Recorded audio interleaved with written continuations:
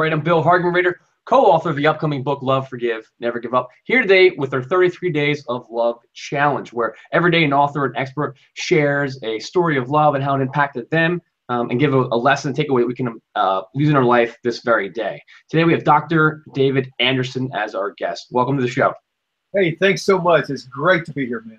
Yeah, this is going to be a great one. I've got a good feeling. I'm going to read your bio real quick.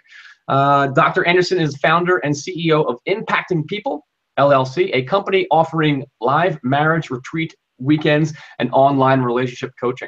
He has a particular interest through the Department of Defense, speaking to service members and their families as they navigate the challenges of the deployment cycle.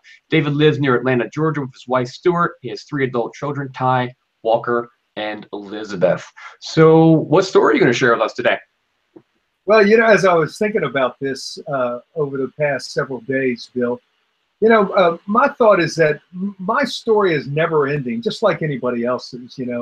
I personally believe as a man of faith that God is the great author of our story. And, he invites us to co-author that story with him by the choices we make every day.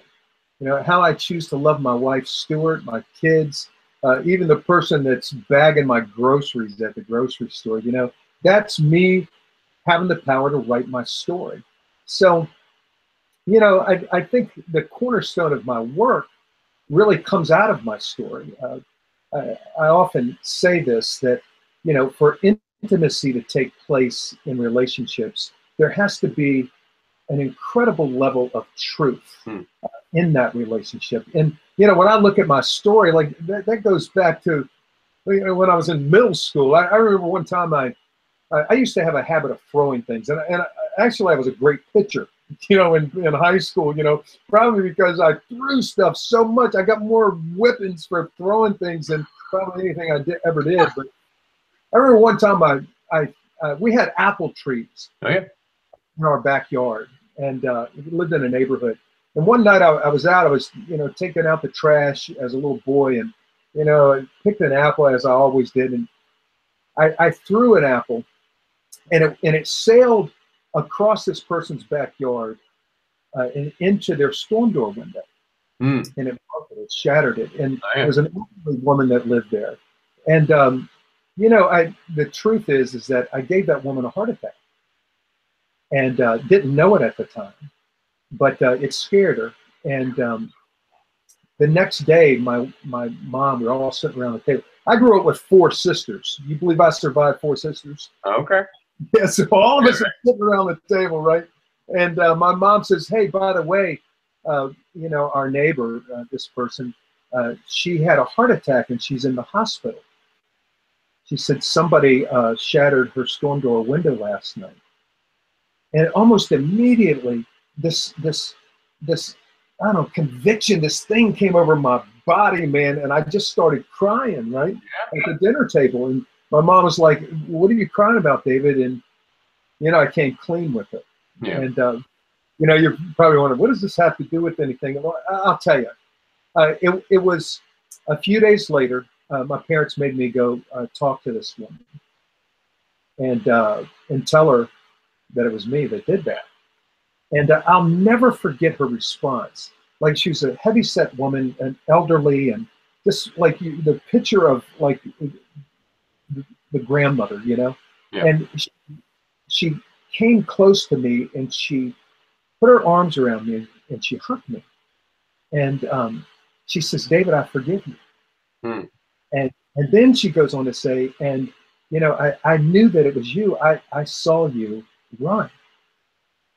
And, as a little boy, I'm thinking, hold up, you knew I did something bad. You didn't tell my mom. You didn't tell my dad.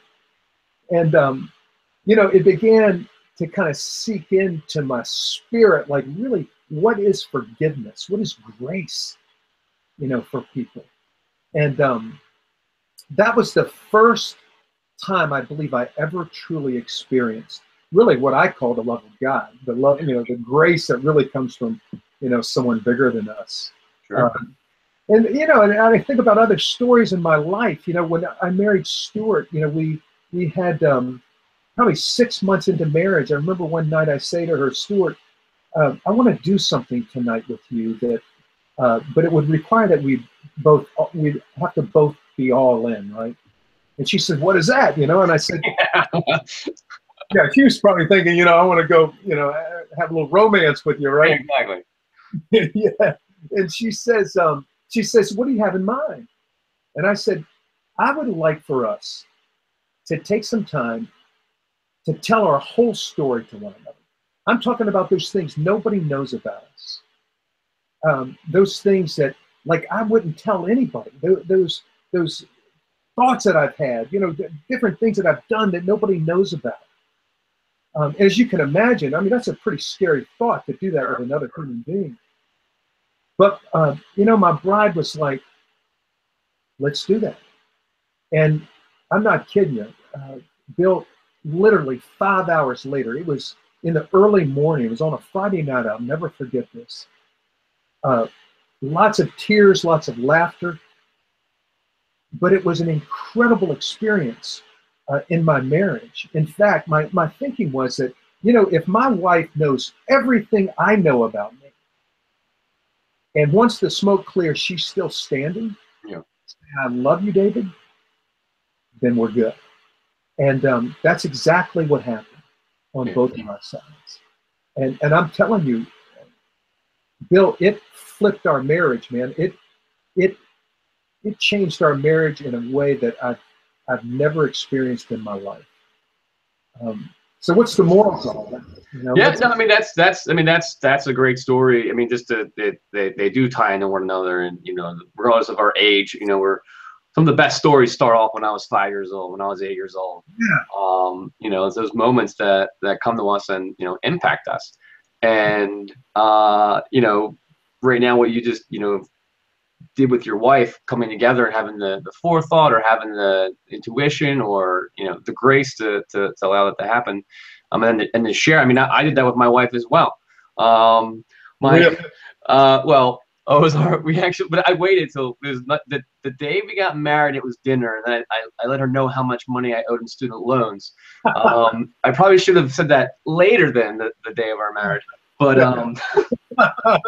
but we did go through, and over the course of, I guess, the next year, we kind of told our stories. But I love how you guys just did it all at one time, purposefully, right? Yeah, and to be intentional about that for the rest of the story, we did that. That was several years ago.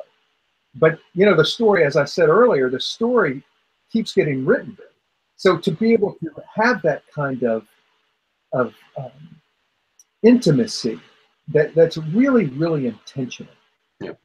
is important. I say this all the time. I do these live events called the Intimate Marriage Academy, and throughout the course of the weekend, that they're really the cornerstone of that thing, like the centerpiece of how I define intimacy in marriage is speaking truth.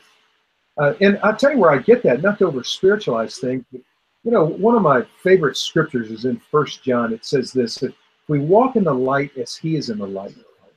And to me, the light is God, but it's truth. So, and then it goes on to say, we'll have fellowship or intimacy with one another. So, my thinking with that is, as honesty goes up in a relationship, then intimacy goes up as well. So I'm only as intimate with you, as I am honest with you. Yeah.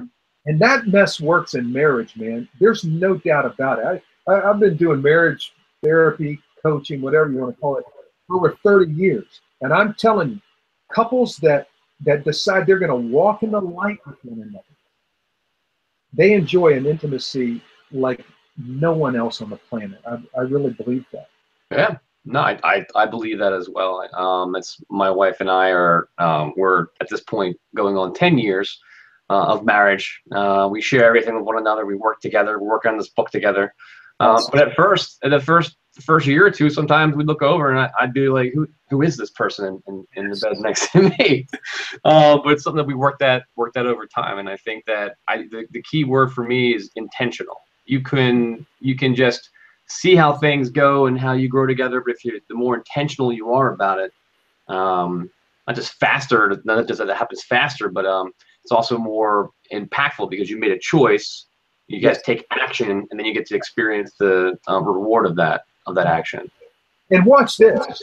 Another thing. I think you're right. Intentionality is incredibly important. However, I often say this to my audiences and my marriage coaching clients that, you know, it's not just intention, because I think a lot of people, you know, they'll come to a counseling session and they have great intent. I want to have a better marriage. I want to love my wife more, my husband more. But it takes more than that. I often say this, it requires three things for change. There has to be great intent. There has to be a great strategy or a game plan, right? But then finally, and this is the big one, this separates like those that are successful and those that aren't. It takes the will. Like, you have to be willing to go put legs on that strategy that you have deemed to be the one that fits, the one that will get you what you want, right? So that will, man, yeah, I know you're a fitness guy. Man, how many times have you said to yourself, I'd rather be sitting on this couch and eating a bag of potato chips than to get my butt in the gym? Oh yeah, it happened this morning. I went for the run, but the thought, like, it's cold out. Yeah.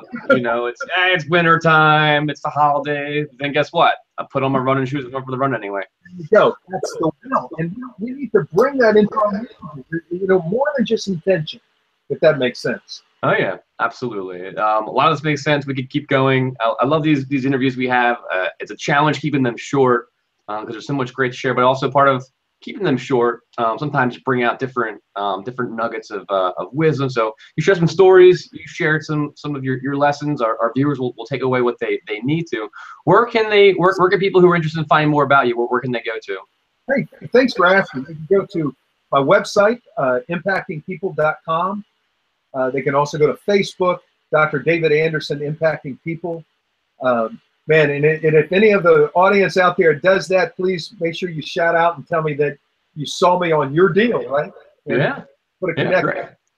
Awesome. Yeah. Well, we're gonna we'll post those links below and all that, and we're actually gonna feature Dr. David Anderson in our upcoming book that we mentioned, Love, Forgive, Never Give Up. This series is basically ties into a book project that my wife and I are working on. So when you get a chance, go to loveforgivenevergiveup.com. Find out more about that.